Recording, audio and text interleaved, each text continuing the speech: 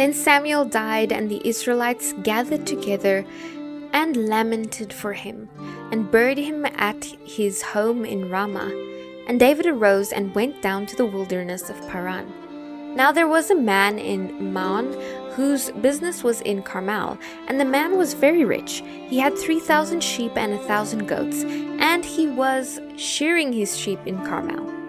The name of the man was Nabal, and the name of his wife was Abigail, and she was a woman of good understanding and beautiful appearance. But the man was harsh and evil in his doings.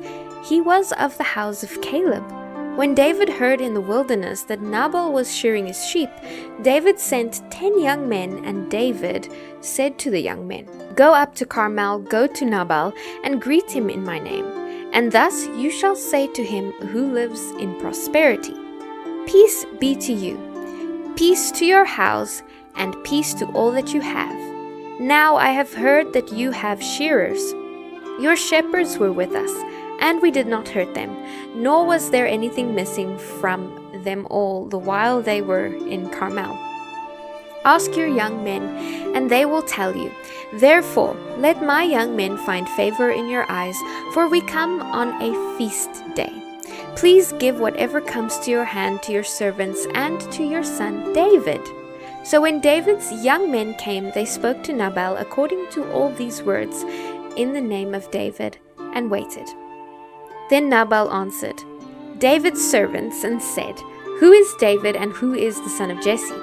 There are many servants nowadays who break away each one from his master.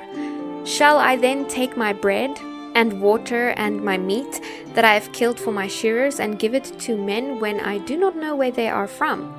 So David's young men turned on their heels and went back, and they came and told him all these words.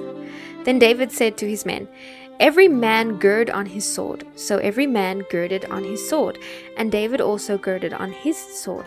And about 400 men went with David, and 200 stayed with supplies.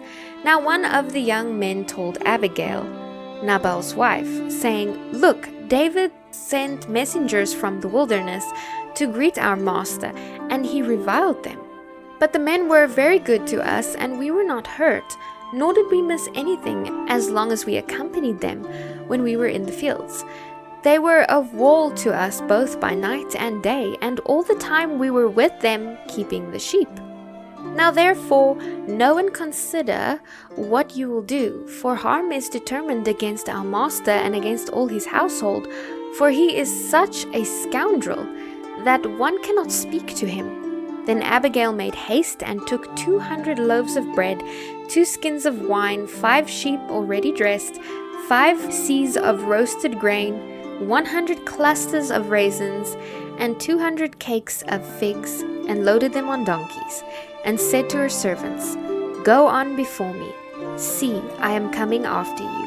But she did not tell her husband Nabal.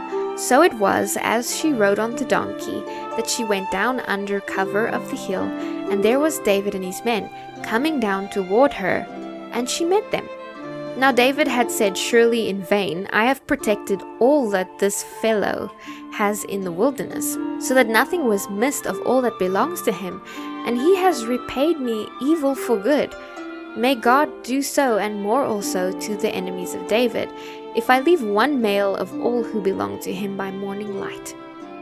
Now when Abigail saw David, she dismounted quickly from the donkey, fell on her face before David, and bowed down to the ground.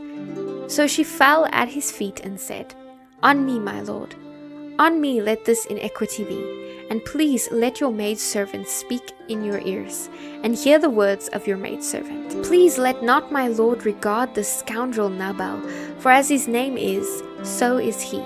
Nabal is his name, and folly is with him. But I, your maidservant, did not see the young men of my lord whom you sent.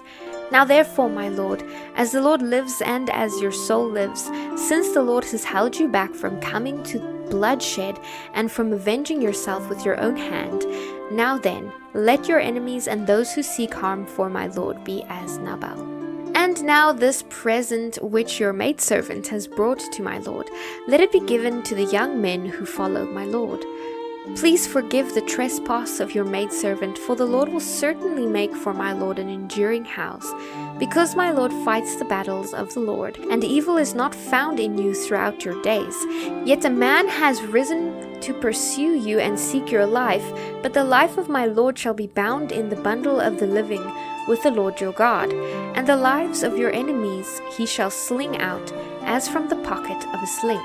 And it shall come to pass, when the Lord has done for my Lord according to all the good that he has spoken concerning you, and has appointed you ruler over Israel, that this will be no grief to you, nor offense of heart to my Lord, neither that you have shed blood without cause, or that my Lord has avenged himself.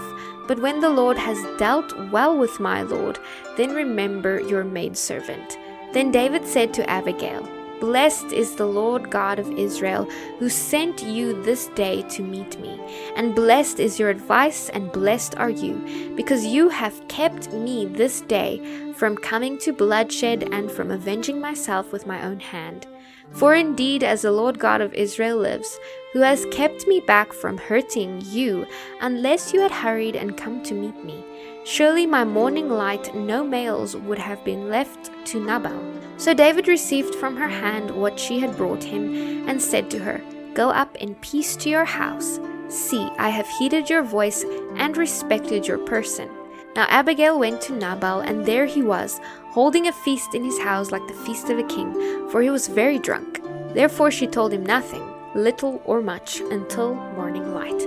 So it was, in the morning, when the wine had gone from Nabal, and his wife had told him these things, that his heart died within him, and he became like a stone. Then it happened, after about 10 days, that the Lord struck Nabal, and he died. So when David heard that Nabal was dead, he said, Blessed be the Lord, who has pleaded the cause of my reproach from the hand of Nabal, and has kept his servant from evil. For the Lord has returned the wickedness of Nabal on his own head. And David sent and proposed to Abigail to take her as his wife. When the servants of David had come to Abigail at Carmel, they spoke to her, saying, David sent us to you to ask you to become his wife. Then she arose, bowed her face to the earth, and said, Here is your maidservant, a servant to wash the feet of the servants of my Lord. So Abigail arose in haste, and rode on a donkey, attended by 5 of her maidens, and she followed the messengers of David and became his wife. David also took Ahinoam of Jezreel, and so both of them were his wives. Saul had given Michal his daughter, David's wife, to Palti, the son of Laish, who was from Galim. Now the Ziphites came to Saul at Gibeah, saying, Is David not hiding in the hill of Hakilah, opposite Jeshimon?